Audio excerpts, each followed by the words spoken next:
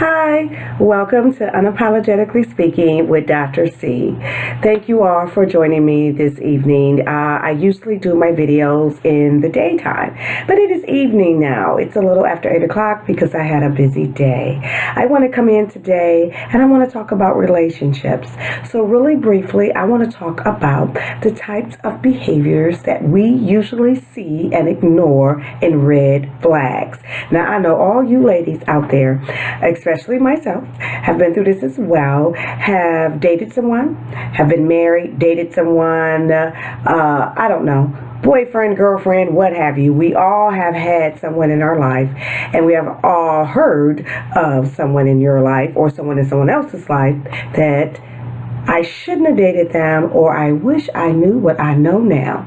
That is the dreadful dating red flags that we tend to ignore because we think, oh, it's not that bad. We don't see it as an urgency. We don't see it, the red flags, as this is not a cautious thing. It's okay. They're doing it because they're tired or something happened. We don't look at it as a character flaw, a lot of us. So I'm just going to briefly go over some dating red flags, and I want to talk about the red flags that we do to ourselves when we talk ourselves into a relationship. We have red flags as well, ladies. We do. And the first one, I said, we usually say this. I know a lot of women have been victims of this, including myself. When we talk ourselves into a relationship, do I want to rescue someone because they have potential? A lot of us fall for someone because of their potential. Let me tell you, ladies, when you are over a certain age, potential don't pay the lights. Potentials don't keep you warm at night. And potentials, no, it's a lot. We want a whole man.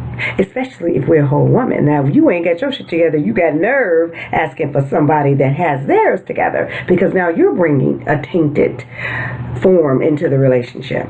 So when I say fall in love with potential, we usually do, and I have too, because we see the potential in someone. That's not a bad thing, but when you are a certain age and you have been there, done that, it starts to create a pattern, and you kind of want to get out of that pattern. And if a significant other or someone that you're dating that is not as established, and I don't even mean money, it's not even about that, just the mindset itself and the emotions on an emotional level with you, and it's not meeting, and they're not on the same level, I don't suggest that could, first of all, it won't be a harmonious relationship due to it's a lot of imbalance there. So I would not.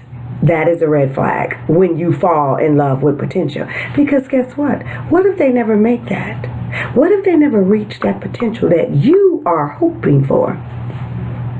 So I'm going to move on to the next one, because that look right there told you. Here's the next one. I love their status, and I like how I feel when I'm with them. That's a red flag, lady, for yourself. If you feel a certain way about you being with them, you should already feel good about you with or without them. It's good to be in a relationship where that person makes you feel good. That is what it's for.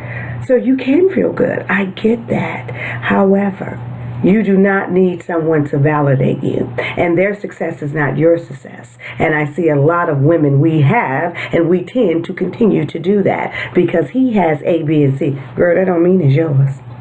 Go get your own. Independence is sexy in a relationship. Red flag. So, number 3, we have a lot of things in common, but then we have a lot of things that we don't have in common. And when we're in a relationship, we tend to look at things that we have in common and not the things that we don't have in common. And sometimes, ladies, the things you don't have in common outweighs the things you have in common. Example, your favorite color is blue, his favorite color is blue. Both of you like rock and roll or country music, and both of you like pizza and Chinese food. However, He has an addictive personality. He is emotionally abusive. And you are very codependent. So you have some things in common, but then you have some things that you don't have in common. So that's a red flag on our part. The next red flag, I appear different when I'm dating him because he is someone I would never date. So you are turning into someone else being with him. You are compromising your beliefs and who you are to be with someone. And I believe none of us should do that. I do believe in compromise. Yeah, especially in a marriage. You give or take. Let's compromise. Get out of your comfort zone to please me because I do that as well. However, don't step out of your being for someone else. Because what if that relationship don't work? That's one reason why it's wrong. But it's several reasons. You will become someone you don't like for them. And you will be unhappy. And happiness is within. So my suggestion is they should not meet your representative. On the first couple of dates, they need to meet the real you, unapologetically you. You do not have to turn into someone they think you should be or you think you should be in order to date them. That is a red flag. If you feel you have to change you to appease them, it's time to go. Don't even start that relationship. That's a red flag. The fifth red flag, I am focusing on just money, materialistic, fun, and sex within this relationship. I'm on the fence about that one. I know I got nerve because I wrote this. I'm on the fence about that because if you are looking for long term, those are bad qualities to focus on. But if you have just got out of a relationship and you've been by yourself and you have built up your self-esteem, your self-worth, you have got yourself together emotionally and you've been single maybe for a year or two and you just want to casually date and have fun, that's fine.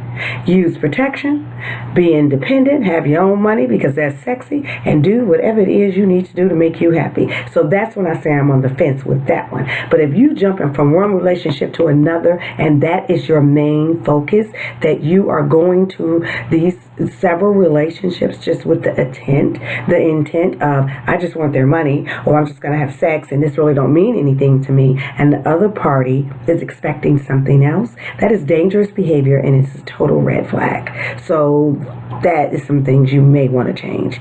So this second category I have are dangerous signs and also character red flags that the other party will have. So what I'm going to do, I am going to put the dating red flag tips in the content, and I'm going to link it in so you can see it yourself or you can print it out. So if you have any questions, comments, or concern, please send me a message. And once again, this is Unapologetically Speaking with Dr. Candace Elaine. Bye.